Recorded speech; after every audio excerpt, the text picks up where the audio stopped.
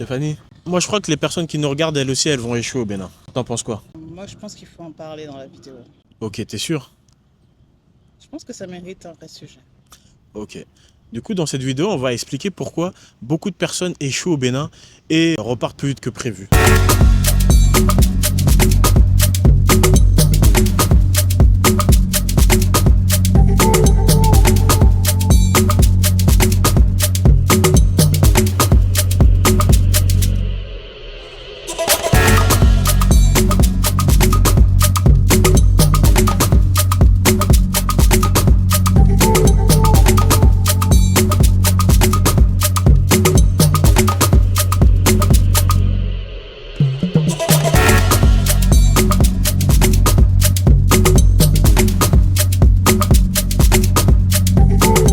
Du coup, Stéphanie, je pense que tu sais pourquoi je t'en parle. C'est tout simplement parce qu'on a un ami qui est reparti en France, là, il n'y a pas longtemps.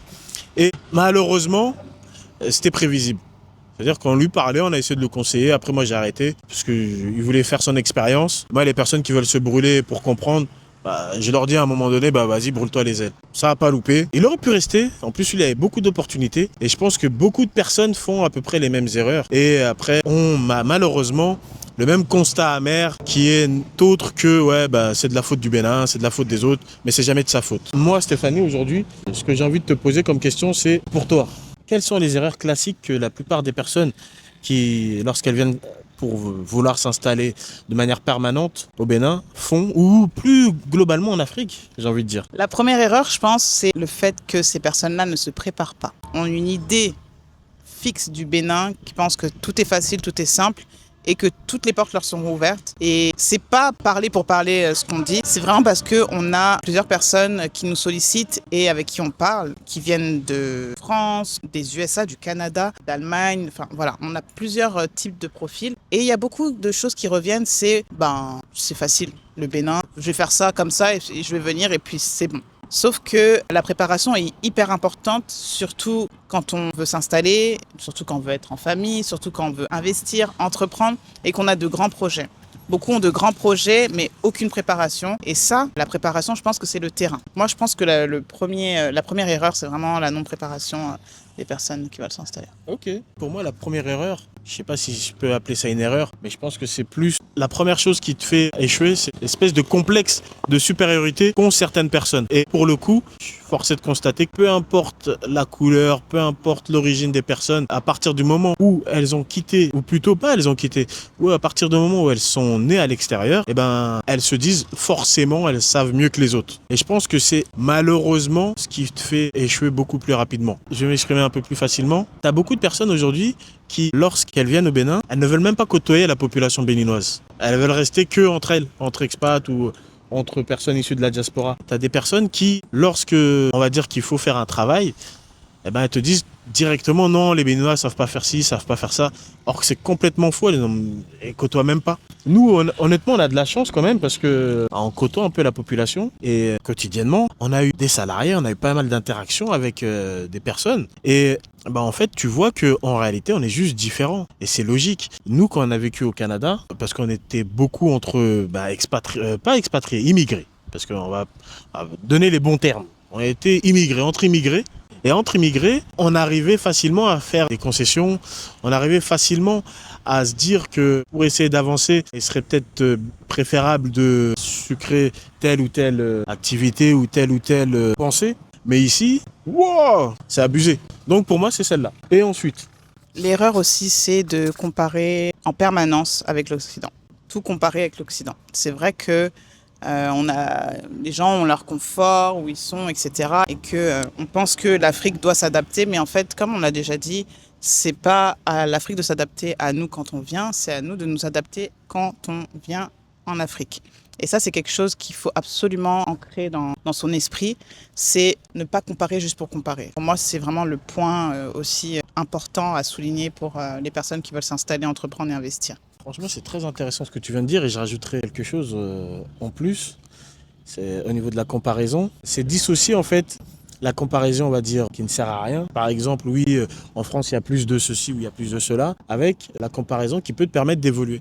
Dans le sens où tu vas te dire, ah là c'est comme ça qu'il faut penser parce que moi je pense comme ça. Ok, là j'ai compris, je suis dans telle situation, il faut que je pense différemment. Mais tu as entièrement raison. Et sans comprendre aussi derrière les valeurs, les mœurs du pays aussi. Donc ça, c'est important. Et donc du coup, moi en deuxième position, j'ai envie de dire que beaucoup de personnes pensent que le réseau va tomber du ciel. Et ça malheureusement, ça n'arrivera pas. J'entends beaucoup de personnes qui me disent, ouais, de toute façon moi je vais faire ci, je vais faire ça. Et je vais avoir un ministre ou je vais avoir telle personne qui va pouvoir me débloquer ceci ou cela. Mais honnêtement, le Bénin c'est un peu traite. Pourquoi je dis que c'est un peu traite? Parce que je pense qu'au Bénin, n'importe quelle personne qui vit au Bénin peut avoir le numéro de n'importe qui. Maintenant, est-ce que cette personne va répondre? Et c'est ça la vraie question. Parce que moi, j'étais surpris au début, dès la première année, de voir que en 2 secondes, tu avais entre guillemets accès à tel ministre ou à telle personne ou à tel... En fait, tu avais accès à tout le monde par le biais de tout le monde. Mais en fait, quand tu creusais un petit peu plus, tu comprenais que cette personne-là ne montait pas en fait. C'est-à-dire que là, j'imagine peut-être qu'il y a des personnes qui ont le numéro même du président. Mais maintenant, est-ce que le président va répondre ou va juste regarder l'appel? Je pense pas. Et c'est là l'erreur que font beaucoup de personnes. C'est-à-dire qu'elles se disent que oui, c'est bon, il y a le réseau, qu'il n'y a pas besoin de le travailler. Mais en réalité, tu comprends que le réseau, ça se travaille, ça s'entretient. Malheureusement, pour te construire un réseau, tu fais des erreurs. Et il faut comprendre aussi que se faire un réseau, c'est pas simple. Et c'est pour moi beaucoup plus dur ici qu'en Occident. Parce qu'en France, par exemple, pour le pays que je connais, ou au Canada, se faire un réseau, tu as juste à regarder sur ton ordinateur, tu peux te trouver un réseau. C'est-à-dire que tu as Internet, tu peux te constituer un réseau grâce à Internet. Tu peux aller dans des meet-up, tu peux aller dans plein d'événements. Tu peux facilement te faire un réseau. Intéressant, je parle. Or qu'ici, c'est beaucoup plus complexe et compliqué. Parce que va falloir avoir soit du background, c'est-à-dire avoir un passif. Tu as aussi l'aspect culturel, tu es de quelle famille,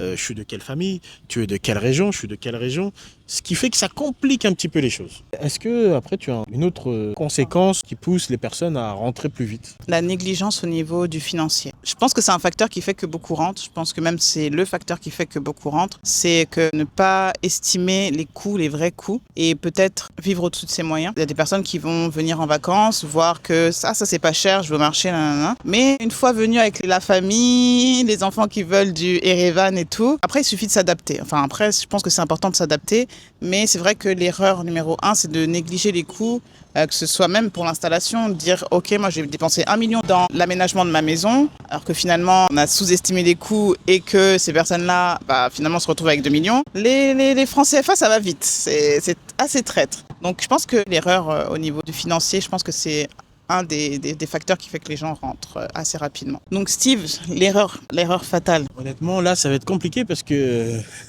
tu as parlé vraiment du financier. Ouais, effectivement, moi aussi, le financier, je suis 100% d'accord avec toi. Après, j'ai envie de dire, du coup, l'erreur fatale que j'ai appris là, il n'y a pas longtemps, ça va être d'arrêter de croire que l'Afrique n'a besoin que d'entrepreneurs. En réalité, j'ai commencé à comprendre, et je le comprends, que beaucoup de personnes peuvent s'épanouir pleinement en trouvant un travail ici. C'est vrai qu'au niveau du salaire, c'est peut-être pas le même que ce que tu peux avoir en Occident, mais rapport qualité-prix, c'est peut-être tout autant intéressant en fonction de ce que tu recherches.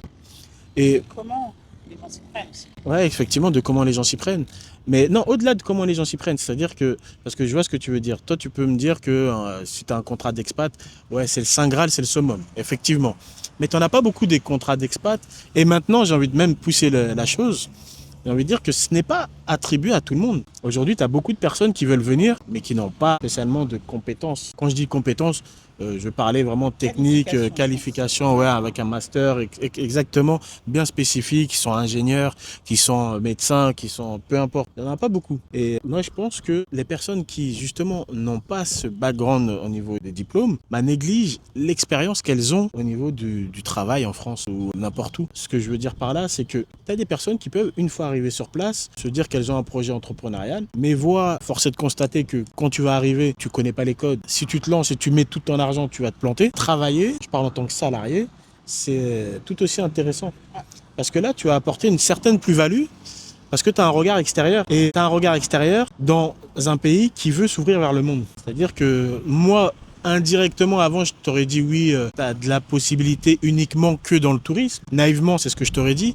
Mais en réalité, non, c'est faux. Parce que tu as beaucoup de secteurs d'activité où il y a une demande de personnes venues de l'extérieur. Et dans tous ces secteurs d'activité, sachez une chose, c'est que les salaires, oui, effectivement, le premier ou deuxième mois, il va être bas, mais je pense qu'au bout de 3 à 6 mois, le salaire va vite monter. Pourquoi? Parce que les personnes qui vont vous employer vont comprendre une chose, c'est que vous avez quand même des compétences que d'autres n'ont pas. Je vais prendre un exemple que j'ai constaté, c'est par exemple la prise d'initiative. Je pense, après là, ce sera une autre vidéo, une autre idée de vidéo.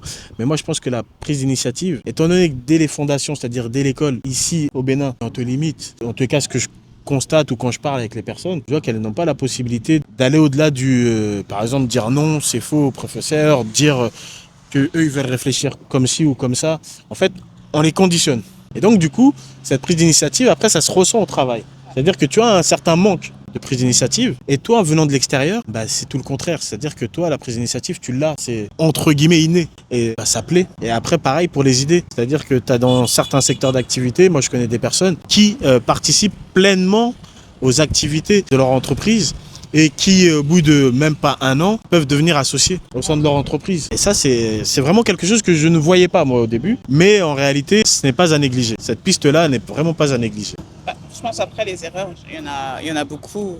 Oui, c'était les 3 points. Ouais, je pense que c'est les principales qui je pense qui que reviennent. exactement. Je pense que tu as raison, c'est les principales. Donc du coup, moi, ce que j'ai envie de dire, c'est qu'il faut arrêter de croire que c'est toujours de la faute du Bénin ou c'est toujours de la faute du pays qui veut bien de toi, parce qu'on va pas dire qu'il t'accueille, parce que c'est toi qui veux venir vers lui. C'est toujours de sa faute. Faut arrêter de dire ça, faut arrêter de penser ça, faut arrêter de croire ça. C'est peut-être parce que toi, tu fais mal les choses. C'est peut-être parce que finalement, tu te prépares pas. Nous, on a décidé de se préparer avec une certaine stratégie. Nous, notre stratégie aujourd'hui permet de tenir. Mais pourquoi? Parce qu'on s'en cache pas. On a des activités à l'extérieur du Bénin. Je pense qu'on aurait eu, on va dire, la même vision que tout le monde et en vouloir rester et que entreprendre au Bénin. Il y a longtemps qu'on aurait dû faire marche en arrière. Si on n'avait pas d'autres sources de revenus, on aurait juste malheureusement coulé en fait. C'est vrai que c'est bien de voir le verre à moitié vide, mais là on est au Ghana, on est dans un pays anglophone, donc on va voir le verre à moitié plein.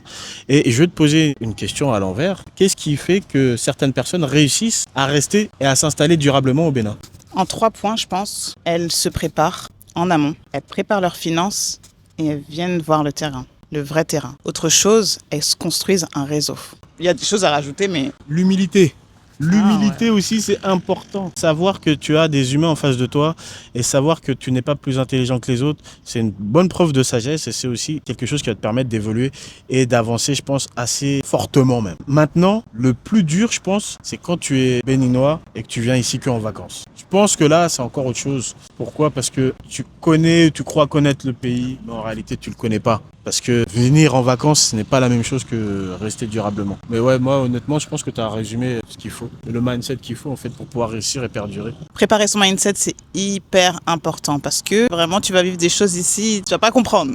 Tu vas vraiment pas comprendre. Prépare-toi et le reste suivra. Donc nous, c'est vraiment ce qu'on fait aussi à travers Cotonou Inside Project, c'est qu'on aide les personnes à s'immerger vraiment sur le terrain, que ce soit pour l'installation, investissement et entrepreneuriat. Vraiment, l'idée, c'est de partager un max de ce que nous, on a vécu, de ce qu'on vit encore, du réseau qu'on a aussi. Et c'est ce qu'ont vécu aussi nos précédents participants en octobre. La première édition du Cotonou Inside Project qui était incroyable. Très intense, mais incroyable, qui, je suis sûre, va changer la donne dans leur vie. Donc sur ces belles paroles, on va vous laisser et on se retrouve dans une prochaine vidéo. À très vite. Bye!